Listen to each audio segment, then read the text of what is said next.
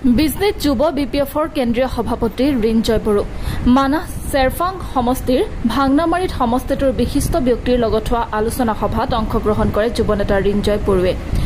কুকৰাঝাৰ science কলেজৰ অধ্যক্ষ RN. সিংহাই বিটিআৰৰ অন্তৰ্গত 16খনকৈ অপ্ৰাদেশিকৃত কলেজ চৰকাৰীকৰণ কৰিব ওলাইছে বুলি সংবাদমেলত কৰা মন্তব্যৰ প্ৰতিক্ৰিয়া প্ৰকাশ সভাপতি ৰিঞ্জয় বড়োৰ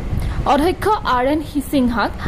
আপুনি ইউপিপিএলৰ মুখপাত্ৰ নেকি বুলি প্ৰশ্ন কৰি কয় যে ৰাজ্যক কিয় ভুল তথ্য দি আছে তেওঁ কয় যে 16খন অপ্ৰাদেশিকৃত কলেজৰ এটাও ফাইল গুৱাহাটীৰ অগ্ৰগতিৰ প্ৰক্ৰিয়া হোৱা নাই বিটিসি কাউন্সিলৰ পৰা ফাইলসমূহ প্ৰসেছ কৰিব লাগে বুলি প্ৰপ'জেল যোৱা নাই আনহাতে 10খন কলেজ চৰকাৰীকৰণ কৰিম বুলি কৈছিল এখনো হোৱা নাই কলেজসমূহ প্ৰাদেশিকৰণ হওক সেইটো আমি বিচাৰো কিন্তু মিছা কথা কিয় কৈ আছে মিছা কথা ভুৱা তথ্য দিয়াৰ পৰা বিৰত থাকক আমি হকিয়াই দিছো আপুনি চৰকাৰী চাকৰিয়াল হয় ৰাজনীতি কৰিব বিচাৰিছে যদি সিধা সিধিকৈ ইউপিপিএল দলত যোগদান কৰক এজন প্ৰিন্সিপাল হৈ ৰাজনীতিৰ কথা আপোনাৰ মুখত কেনেকৈ ওলাব পালে বুলি প্ৰশ্ন কৰে যুৱনেতা ৰিঞ্জয় বড়োৱে ভুৱা তথ্য দি পেলাই কেনেকৈ ইউপিপিএল দলক জিকাব পাৰি তাকেই মাথা মাৰি আছে শেষত অধ্যক্ষ আৰ.এন. সিংহাক ইউপিপিএলৰ দালাল নিচিনা কাম কৰাৰ পৰা বিৰত থাকিবলৈ আহ্বান জনাই শিক্ষক হৈ ৰাজনীতি কৰিব নালাগে বুলি কয় ৰিঞ্জয় বড়োৱে news desk report NR24 so ইয়াৰ লগে লগে আপোনালোকে সকলো দেখা পাইছে যে আমাৰ কোকৰাঝাৰ ছায়েন্স কলেজৰ প্ৰিন্সিপাল আৰ.এন. সিংহা ডাঙৰীয়াই তেখেতে এজন প্ৰিন্সিপাল হয় আৰু চৰকাৰী চাকৰি কৰি আছে তেখেতক আমি প্ৰশ্ন কৰিব বিচাৰিছো যে আৰ.এন. সিংহা ডাঙৰীয়া কি আপুনি ইউপিপিএল দলৰ মুখপাত্ৰ নেকি আপোনাৰ মুখৰ পৰা কেনেকৈ ক'ব পালে যে আমাৰ বিটিসি অঞ্চলত থকা Mahamaya college Rowta college U N Brahma college বিভিন্ন কলেজবিলাক আছে আমাৰ বিটিসি অঞ্চলৰ 16টা কলেজৰ তেওঁলোকে নাম উল্লেখ কৰি কৈছে যে 16টা কলেজ অতি সোনকালে চৰকাৰীকৰণ কৰা হ'ব তেখেতে লাষ্ট পাব লাগিছিল মইতো গুৱাহাটী ইনফৰমেশ্যন লৈছোঁ ডাইৰেক্টৰ অফিচত যে এখনো তেনেকা চৰকাৰীকৰণ কৰিবৰ কাৰণে এটাও ফাইল প্ৰচেছ হোৱা নাই যোৱা 10টা মানে কলেজৰ তেওঁলোকে মানে চৰকাৰীকৰণ কৰা বুলি তেওঁলোকে কৈছিল এইখন কলেজটো চৰকাৰী হোৱা নাই যোৱা 10টা কলেজ আৰু 16খন কেনেকৈ কল মানে চৰকাৰী হ'ব মানে ভেঞ্চাৰ স্কুল প্ৰভিন্সিয়েলাইজেশ্যন এগৰ আণ্ডাৰত মানে যদি পৰে চৰকাৰে হয়তো তেওঁ মানে এইখিনি মানে কাম কৰিলেহেঁতেন আজি মানে ভেঞ্চাৰ স্কুল প্ৰভিন্সিয়েলাইজেশ্যন এগৰ আণ্ডাৰত নপৰে বুলি আমি কিছুমান মানে তথ্যবিলাকৰ পৰা আমি গম পাইছোঁ অফিচিয়েলি আমি মানে গম পাইছোঁ চ' আৰ.এন. সিংহা ডাঙৰীয়া আমি বিচাৰিম যে আমাৰ 16টা কলেজ প্ৰভিন্সিয়েলাইজেশ্যন হওক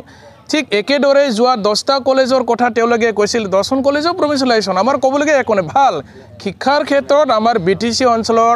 আমাৰ ছাত্ৰ ছাত্ৰী তথা আমাৰ এই অঞ্চলৰ ৰাইজে মানে আগুৱাই যাওক সেইটো আমি বিচাৰোঁ কিন্তু ৰাইজক কিয় মানে ভুৱা তথ্যবিলাক দি আছে যিটো নহয় যিটো অসম্ভৱ যিটো আইনৰ আণ্ডাৰত নপৰে যিটো ভেঞ্চাৰ স্কুল প্ৰভিন্সিয়েলাইজেশ্যন এগৰ আণ্ডাৰত নপৰে তেনেকুৱা মানে ভুৱা কথাবিলাক কৈ ফেলে ৰাজ্যক মানে ৰং ইনফৰমেশ্যন দিয়াৰ পৰা বিৰত থাকিবৰ কাৰণে আৰ.এন. সিংহা ডাঙৰে যিজন মানে কোকৰাঝাৰ ছায়েন্স কলেজৰ প্ৰিন্সিপাল মানে তেখেতক আমি এনেকা মিছা কথা কোৱাৰ পৰা বিৰত থাকিবৰ কাৰণে আমি তেখেতক হকিয়াই দিছোঁ আৰু আপুনি এনেকা মানে মিছা কথা ক'ব নালাগে আপুনি এজন চাকৰিয়াল ব্যক্তি হয় আপুনি চৰকাৰী চাকৰি কৰি আছে আপুনি প্ৰিন্সিপাল হয় আপুনি মানে তেনেকা কথাবিলাক নক'ব আৰু আপুনি যদি মানে ৰাজনীতি কৰিব বিচাৰিছে খোলাখুলিকৈ আপুনি ইউপিপিএল দলত যোগদান কৰি কাম কৰক আমাৰ ক'বলগীয়া একো নাই কিন্তু এজন মানে প্ৰিন্সিপাল হয় আপুনি ৰাজনীতিৰ কথা আপোনাৰ মুখত কেনেকৈ ওলাব পালে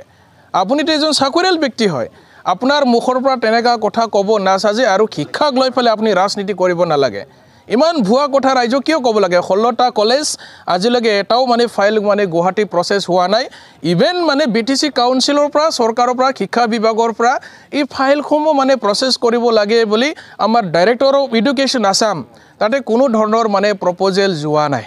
কিন্তু মানে আৰ.এন. সিংহা ডাঙৰে ইমানে ভুল তথ্য দিলে ৰাজ্যক যে 7খন নহয় বোলে 16খন কলেজ প্ৰমোদ বড়ো ডাঙৰে বোলে মানে চৰকাৰীকৰণ কৰিবৰ কাৰণে মানে প্ৰভিন্সিয়েলাইজেশ্যন কৰিবৰ কাৰণে তেখেতে বোলে অৰ্ডাৰ দিছে ইমান ভুৱা তথ্য কিয় দিব লাগে নিৰ্বাচন আহিছে কাৰণে ডাইলগ মাৰিছে নেকি তেওঁলোকৰ আৰু নিৰ্বাচনী ইছ্যু নাই কি কম কি নকম মানে ৰাজ্যক কেনেকৈ মানে ভুৱা তথ্য দি ফেলে তেওঁলোকে মানে ইউপিপিএল জিতাব পাৰি সিয়ে মাথা মাৰি আছে কিন্তু ৰাইজে চব বুজি পাইছে 10খন কলেজক তেওঁলোকে মানে আজি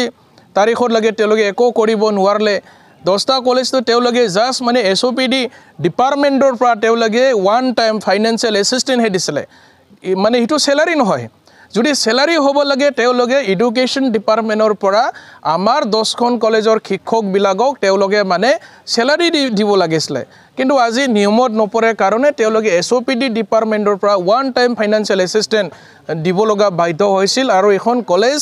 যোৱা 10টা কলেজখনো আজি তাৰিখৰ লাগে চৰকাৰীকৰণ কৰিবৰ কাৰণে যিখিনি মানে প্ৰচেছ কৰিব লাগে এই প্ৰচেছ কিন্তু আজি তাৰিখৰ লাগে হোৱা নাই আমি ডাইৰেক্টৰ অফ এডুকেশ্যন আমাৰ গুৱাহাটী কাহিলীপাৰাত আমি খবৰ লৈছোঁ কোনো ধৰণৰ তেনেকা মানে ফাইল প্ৰচেছ হোৱা নাই সো ইয়াৰ কাৰণে RN সিংহা ডাঙৰীয়া